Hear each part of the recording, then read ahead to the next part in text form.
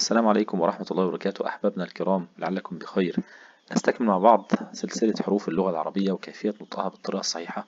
النهاردة مع حرف التاء. التاء دائما تاء، ما ينفعش أقولها طاء أبدا، دائما تاء مرققة. طيب التاء أولا بتخرج منين؟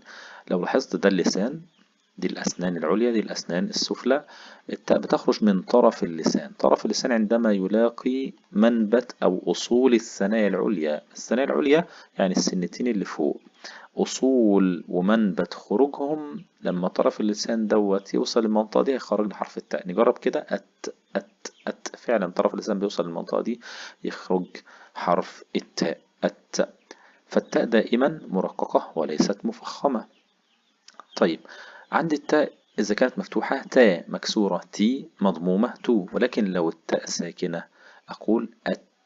فيها صفة اسمها الهمس. الهمس يعني جريان النفس مع النطق بالحرف. أقول أت كأني بهمس وبلمس فيها.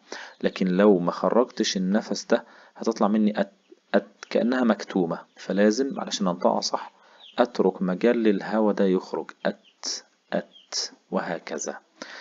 طيب عندي مثلا مثال زي يستقدمون. ما ينفعش اقول يستقدمون طاء، كده طلعت مني طاء، طلعت تاء مفخمة يعني طاء، وده مش صح. امال اقول ايه؟ يستاء، حافظ على ترقيق التاء. يستقدمون. كلمة زي كلمة تقر، ما ينفعش اقول تقر طاء، طلعت مني برضو طاء لاني فخمتها، تاء مرققة تبقى تاء تقر. المتقين، ودي بتقابلنا كتير قوي سورة الفاتحة. ما ينفعش اقول المطا، هتتقلب لطاء، ولكن هي تاء، اقول متقين. عندي بقى التاء الساكنة نوضح فيها الهمس، نقول مثلا حشرت، انكدرت، وهكذا. حروف اللغة العربية كل حرف منها مهم جدا. علشان أنطق كلام ربنا صح لازم أقرأ كل حرف صح. إذا هنطق وهقرأ كلام ربنا صح بإذن الله عز وجل. نسأل الله أن يجعلنا وإياكم من أهل القرآن الذين هم أهل الله وخاصته.